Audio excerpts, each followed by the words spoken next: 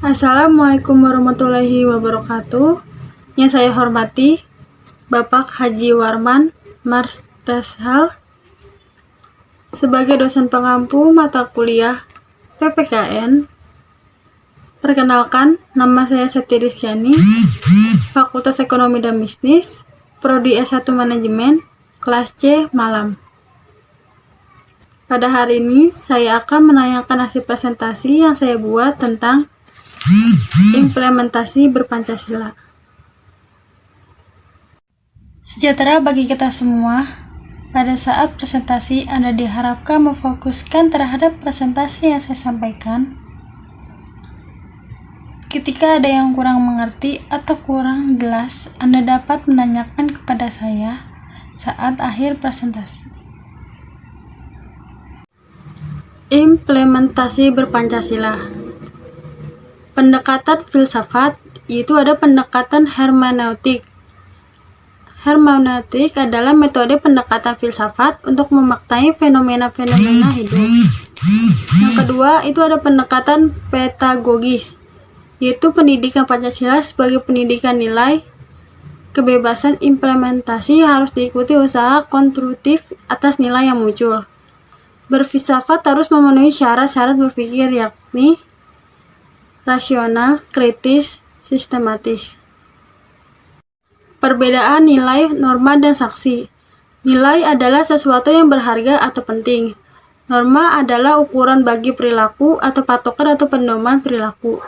Saksi adalah hukuman atau penghargaan yang diberikan untuk ketepatan pelaksanaan norma. Nilai dasar adalah asas yang diterima sebagai dalil yang bersifat mutlak. Nilai dasar ini diterima dan tidak dipertanyakan lagi, dijabarkan dalam norma dasar. Nilai instrumental adalah lebih rendah dari nilai dasar karena nilai instrumental menjabarkan nilai dasar ke dalam wujud, konkret, serta sesuai dengan perkembangan zaman. Nilai ini merupakan tafsiran positif terhadap nilai dasar. Nilai praksis, yaitu nilai yang sesungguhnya dilaksanakan dalam kenyataan. Arti religi yaitu religare, religio mengikat, ikatan atau pengikatan Latin. Religi adalah ikatan antara manusia dengan Tuhan, praksis. Secara implisit, untuk sampai pada pengertian Tuhan, manusia bisa berpakal pada pengetahuannya tentang alam dan dirinya sendiri. Secara eksplisit, yaitu agama-agama ini menyebarkan pemahaman dan penghayatan bahwa selain fenomena alami, ada kekuatan adikuasa yang menguasai alam semesta, yaitu Tuhan yang diyakini keesaannya, di mana tidak ada kekuasaan lain yang dapat menandinginya. Dialog adalah komunikasi dua arah. Toleransi adalah berarti memberi kesempatan kepada atau membiarkan pihak lain untuk menyelenggarakan kegiatan.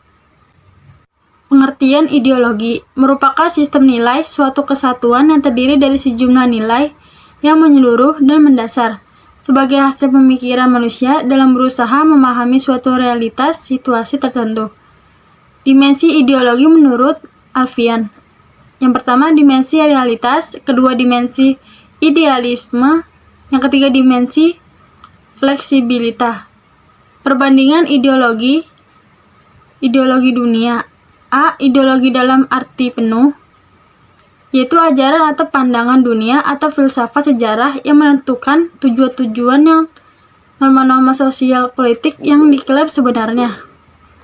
Yang B. Ideologi terbuka, yaitu bentuk ideologi ini berdasarkan kehidupan masyarakat atau cita-cita tertentu, martabat manusia, serta sedaftar hak asasi manusia yang dimuat dalam konstitusi.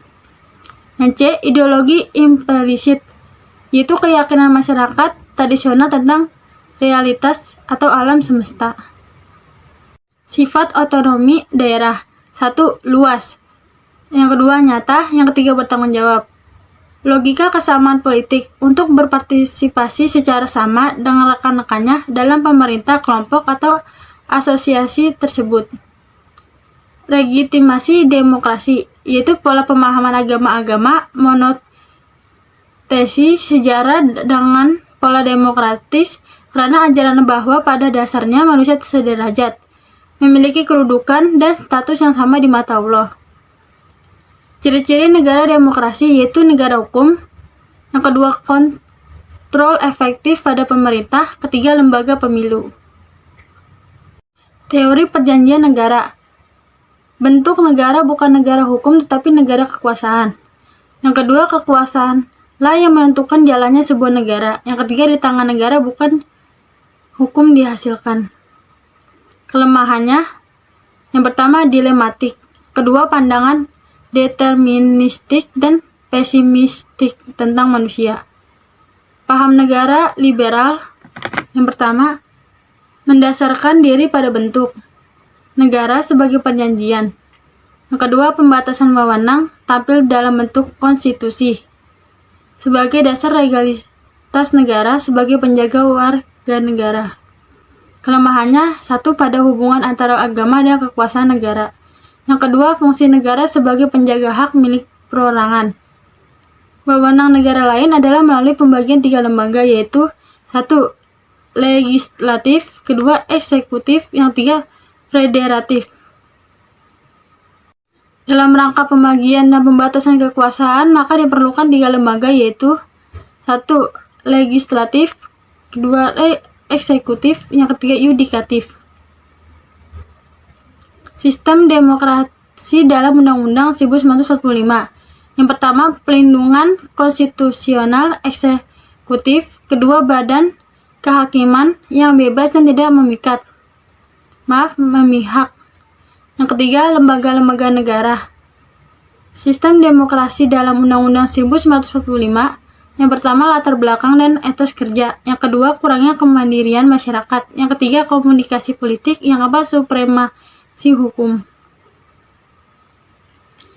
Paradigma good governance ialah penyelenggaraan pemerintah, pembangunan, dan pelayanan publik tidak semata disadarkan pada pemerintah atau negara. Karakteristik good governance yaitu ada participation, kedua rule of law, yang ketiga transparansi. Di sini ada struktur ketatanegaraan sebelum perubahan Undang-Undang 1945. Pertama, MPR Undang-Undang 1945. Yang di sini sebelah kiri ada BPK, kedua Presiden, ketiga DPR. Di sini ada DPA, habis itu MA. Nah, kalau struktur ketatanegaraan setelah perubahan Undang-Undang 1945, yang sebelah kiri yaitu ada BPK, kedua MPR. MPR itu dibagi 2, jadi ada DPD dan DPR. Yang ketiga Presiden Wapres. Yang keempat kekuasaan kehakiman, yaitu ada MK, MA, dan KY. Partisipasi politik adalah kegiatan seseorang atau kelompok orang untuk ikut serta secara aktif dalam kehidupan politik dengan jalan memilih pimpinan negara dan secara langsung atau tidak langsung mempengaruhi kebijakan pemerintah. Cara berpartisipasi yaitu ada partisipasi intensif, yang kedua partisipasi tidak intensif.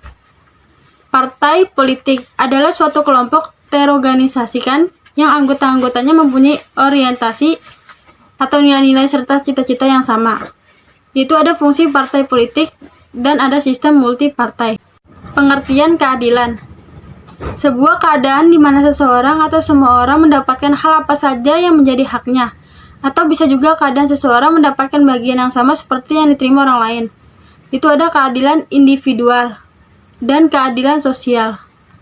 Kesadaran budaya terhadap keadilan sosial. 1. Budaya feodalisme. Kedua, budaya industrialisasi dan kapitalisme. Masalah keadilan sosial di Indonesia, yaitu ada masalah daya beli masyarakat. Kedua, masalah penentuan orientasi pasar. Ketiga, masalah pertanian. Pembangunan nasional, yaitu ada pembangunan adalah masalah kemanusiaan. Pembangunan sebagai masalah kemanusiaan. Pembangunan ala kapitalisme atau sosialisme ternyata tidak berhasil memacu dan merangsang kesejahteraan setiap orang. Tujuan pembangunan. Pembangunan sama artinya dengan pengembangan masyarakat dan cita-cita negara akan kesejahteraan. Nilai Pancasila sebagai paradigma pembangunan adalah pola atau paradigma yang di dalamnya kita menempatkan cara pandang, cara berpikir, dan bertindak dalam memakna kehidupan. Sebelum saya mengakhiri presentasi ini, saya akan membuka sesi jika ada yang ingin ditanyakan, silakan bertanya.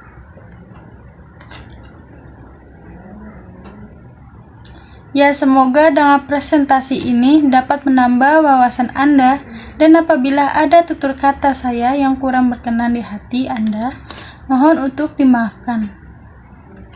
Terima kasih. Wassalamualaikum warahmatullahi wabarakatuh.